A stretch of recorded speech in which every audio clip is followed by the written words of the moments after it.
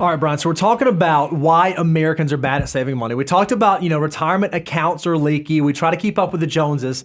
Those are things that we can control. Those are behavioral. But there are some factors that maybe are outside of our control. And one of those is the cost of certain goods and services, specifically over the past couple of years, have absolutely skyrocketed. Yeah, it's one of those things. When I saw this graph, I was like, whoa, that's younger people. I understand sometimes why you're so mad when you see charts like this. When you look at the rate of wage growth compared to what's happened with the price of vehicles as well as the price of home ownership, holy cow, it does not seem like this is ideal. Because look at this. Since 2020, the cost of housing has gone up 42%. It's insane.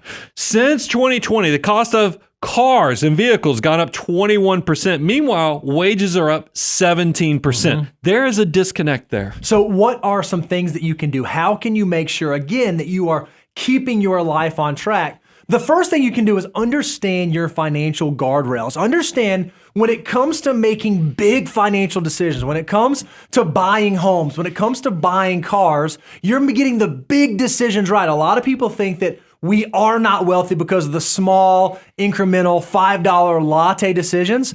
Oftentimes, it's not the latte decisions, it's the Lambo decisions, it's the big decisions. So make sure you follow those financial guardrails. And a really easy one to think about is when it's time to buy a home. Well, yeah, that's why we went ahead. And this was so important because we have slides that seem like they keep coming up. We were like, let's just go ahead and strap the word rule on a lot of these things because it's going to help a lot of people. When you buy a house, first of all, know how long you can be in this house. If you can't be in there for 5 to 7 years, you should be renting. You should not be thinking about buying a house if your timeline is less than 5 to 7 years. Make sure if it's your first home, you can put down 3 to 5%. Yep. But if this is an upgrade house, you need to be putting down 20%. And then this is also one of those things, look at your monthly expenditure. Take your gross income, multiply by 25%. That is the ideal of where we want to keep your housing at because we want you to have some life. We don't want you to be house rich, life poor. We actually want to have a nice balance there. So that's a great guidance or a guardrail when buying a home. What about the second largest purchase that most of us make? It's our automobile. Well, we love telling you that when it comes to buying a car, we want you to follow 23-8. We want you to put 20% down on the automobile. You should never finance it for more than 3 years or 36 months. And the total value of all of your auto payments, not just each individual, but all of your auto payments should not exceed 8% of your monthly gross income. And as a caveat, if you're buying a luxury brand, if you're buying a nicer automobile, don't do 23-8. You got to have it paid off in 1 year. If you say, guys, it sounds aggressive, I can't pay this car off in 1 year, we would argue you're buying too expensive of a car. You should be looking at something different. And we also want your monthly investments to exceed your car payment. But I do want to put a word of caution out there because I see people trying to find loopholes and really working against themselves. People know millionaires. When you go read Millionaire Next Door and other things, you find out that a lot of millionaires love Toyotas.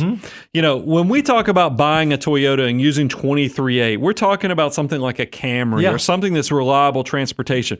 We're not talking about going and buying a Land Cruiser just because it's a Toyota that you can do 23-8. No, I don't want you to shortchange yourself. When I'm talking about affordable, reliable transportation that you can actually finance, I want you to be thinking about what is the lowest price point that lets this happen. Is that $15,000? Is that $20,000? Do not use 23-8 on a $60,000 vehicle. You are working against yourself. You're not finding a loophole that's going to allow you to have the car of your dreams while it's financed and think that the Money Guy Show supports this. Brian, one other thing I think that we would be remiss if we did not mention this. We talk about how much the cost of houses have gone up. We talk about how much the cost of automobiles have gone up. But another thing that is a very real issue in the world today is how much the cost of higher education has increased. So if we're talking about these large, expensive decisions that we make, student loans has to be one that we camp on. And we would argue that if you are a college-aged individual, or if you're going to have children who are going to be going off to college and trying to provide them some advice or some counsel around how much student loan debt to take on, we think that if you want to keep your guardrail in place to keep yourself protected, not be one of those folks with that crazy low savings rate, you need to aim to have your total student loan debt be less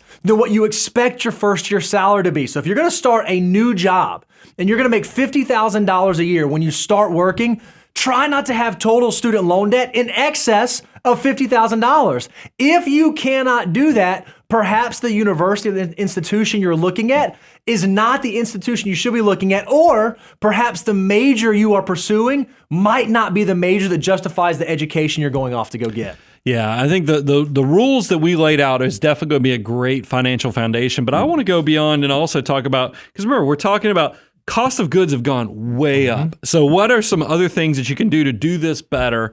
Is that you also, I want you to lean hard into your financial mutant skill set. And what I'm talking about there is be a contrarian. Yep. You know, a lot of people, you've heard Warren Buffett in his famous quote, he's talking about being greedy when others are fearful, fearful when others are greedy. You really can hone in that contrarian mindset to understand when you look at housing, when you look at like the auto industry and you start seeing these bubble type things filling, there's nothing wrong with kind of being patient, waiting for the right opportunity. Reversion to the mean does happen. So use those financial mutant skills to actually know it's okay to wait until things get more reasonable. Another financial mutant skill is like if you're thinking about college. Okay, do I need to go to a traditional 4-year university, or might there be some trade school or vocational school, or can I get my core competencies at community college, and when I move to my major, then go to the 4-year university? Can I pay my way through school? Can I have a job working on campus to work towards tuition? There are outside the box ways that a financial mutant can approach